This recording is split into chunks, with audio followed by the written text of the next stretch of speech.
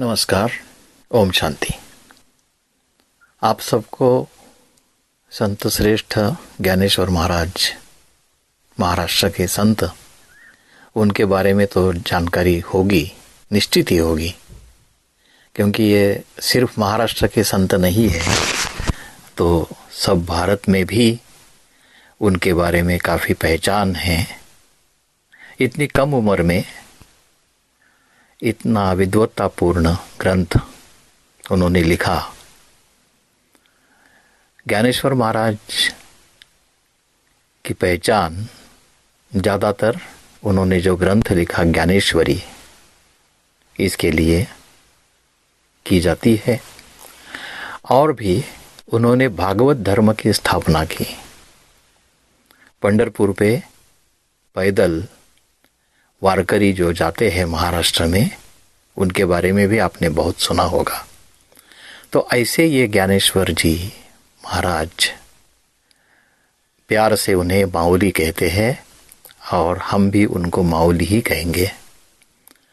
तो ये माऊली ने ज्ञानेश्वरी ग्रंथ जो है वो लिखा था कि भगवत गीता जो थी संस्कृत में थी, और उस ज़माने में मराठी में, उसमें प्राकृत कहते थे, मराठी भाषिकों के जानकारी के लिए उन्होंने ज्ञानेश्वरी ग्रंथ लिखा, जो भगवत गीता के ऊपर निरूपण है। देखिए, भगवत गीता जो है 18 अध्याय की गीता है। उसमें 700 श्लोक है, और ये 700 श्लोकों के ऊपर जो निरूपण किया है माऊली ने, वो 9000 ओवी मीन्स लाइनर या पंक्तियाँ बोलते हैं, उसमें की है। ये 9000 ओवी में ज्ञानेश्वरी ग्रंथ पूरा हो गया, और उसके बाद उन्होंने एक छोटा सा पसायदान लिखा। हमारा मकसद इस रिकॉर्डिंग का, इस शेयरिंग का ये है कि ये पसायदान जो ज्ञानेश्वर जी ने या माऊली ने जो लिखा है, उसके बारे में कुछ चिंतन करें, चर्चा करें। क्योंकि ये पसायदान जो है, ये पसायदान 9 लाइन में है, 9 पंक्तियों में है, 9 ओवी में है। अगर उसका शब्द से अर्थ कहेंगे, वर्ड टू वर्ड अगर उसका मीनिंग देखेंगे, तो बहुत संक्षेप में हो जाएगा, 5-10 मिनट में वो पूरा हो जाएगा। लेकिन कभी कभी हम कहते हैं between the words, between the lines, उसके बारे में जब चिंतन करेंगे तब काफ़ी विस्तार होगा। और हमारा संकल्प ये है, हमारा उद्देश्य ये है, हमारा मकसद ये है कि इस पसायदान के ऊपर हम कुछ चिंतन करें। जैसे हमने कहा था कि 9000 पंक्तियाँ ओवियाँ थी, और उसमें से 9 ओवी में पूरा सार, मुझे लगता है पूरा एक्सट्रैक्ट जो है वो पसायदान में है। भगवत गीता में जो ज्ञान दिया था उसका भी कुछ एक्सट्रैक्ट होगा, वो भी ये पसायदान में है, ऐसा मुझे लगता है। ये पसायदान पहले भी मैंने पढ़ा था, अभ्यास किया था और मुखोद्गत भी किया था, लेकिन उसके पीछे इतना कुछ भाव होगा, इतना कुछ अर्थ होगा, गहन अर्थ होगा, इसकी मुझे जानकारी नहीं थी। लेकिन जैसे मैं ब्रह्मा कुमारियों के संपर्क में आया, वहाँ का ज्ञान सुना, और फिर जब मैं पढ़ने लगा पसायदान, तब मुझे आश्चर्य लगा कि माऊली ने इतना विस्तार से, इतना डेप्थ से, इतनी गहनता पूर्वक वो जो पसायदान लिखा है, उसका उद्देश्य क्या होगा। हर कोई कंपनी का मैनेजर हो या कंपनी का डायरेक्टर हो, मैनेजिंग डायरेक्टर हो, तो हर कोई अपने कंपनी का एक विजन लिखता है। और ये विजन जो है, वो विजन अगर क्लियर है तो उसको बहुत अच्छा दृष्टा कहते हैं। ये मावली तो सारे विश्व की है। और ये मावली ने जो विजन दिया है, आने वाले युग का विजन, आने वाले संसार का विजन, या उनकी जो इच्छा थी आने वाले संसार के बारे में, आने वाले विश्व के बारे में, या विश्व परिवर्तन के बारे में,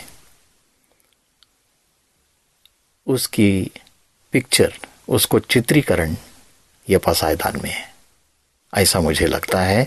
और एक एक पंक्तियाँ हम अगर देखेंगे और उसका विवेचन करेंगे तो फिर उसका गर्भित अर्थ जो है, not only between the lines but sometimes beyond the lines, हमें पता लगेगा, ऐसा मुझे विश्वास है। तो शुरुआत जो पसायदान की है, आता विश्वात्म के देवे येणे वाग्यज्ञे तोषावे तोषो निमज द्यावे पसायदान है।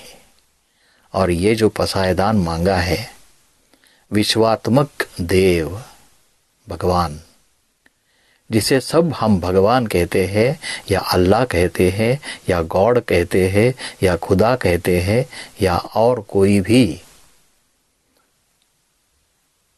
शब्दों का प्रयोग करके कहते हैं, लेकिन है तो भगवान, है तो एक, सबका मालिक, सारे विश्व का भगवान है, सारे विश्व का ईश्वर है। और इसलिए आता विश्वात्म के देवे। मावली ने सिर्फ ये पसायदान जो है वो मराठी के लिए नहीं मांगा है, भारतवासियों के लिए नहीं मांगा है, उन्होंने सारे विश्व के लिए मांगा है। और विश्व का कल्याण हो, सर्वे पे सुखिनः सन्तु सर्वे सन्तु निरामयः सर्वे भद्राणि पश्यन्तु मा कश्चित् दुःखमाप्नुयात्। सारे विश्व के लिए प्रार्थना है, सारे विश्व के लिए डिमांड है, सारे विश्व के लिए रिक्वेस्ट है। और इतने अच्छे शब्दों में, इतने मधुर शब्दों में मावली ने ये पसायदान मांगा है विश्वात्मक देव के पास। और ये विश्वात्मक देव को उन्होंने संतुष्ट किया है अपने वाक यज्ञ से। वाक यज्ञ मीन्स वाणी का यज्ञ। उन्होंने जो वाणी चलाई, ज्ञानेश्वरी जो सुनाई, वो वाणी का यज्ञ था। उससे उन्हें लगता था कि ये भगवान जो है विश्वात्मक देव है, संतुष्ट होगा, तोषावे, संतुष्ट होगा।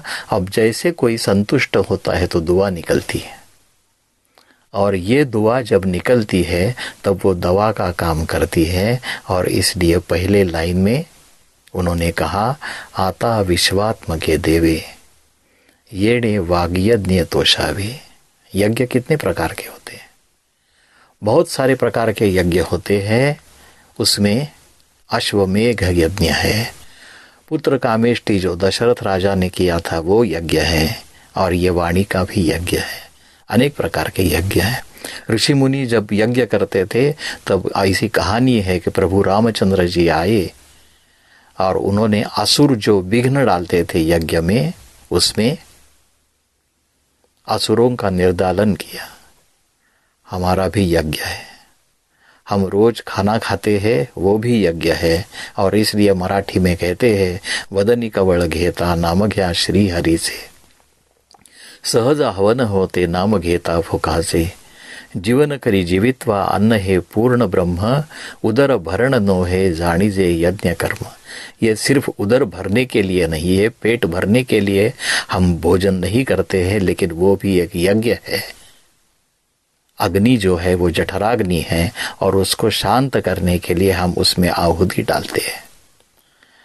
ऐसे विचार से अगर हम भोजन करेंगे तो कितना कल्याण होगा। तो ये से मावली कहती है, ये भी एक वाणी का यज्ञ है, वाक यज्ञ है। और ये वाक यज्ञ से वो विश्वात्मक देव को संतुष्ट कर रहे हैं। तो पहली लाइन बहुत सुंदर है, उसके ऊपर हमने चर्चा की। आता विश्वात्म के देवे येणे वाग्यज्ञे तोषावे तोषो निमज द्यावे पसाय दाने।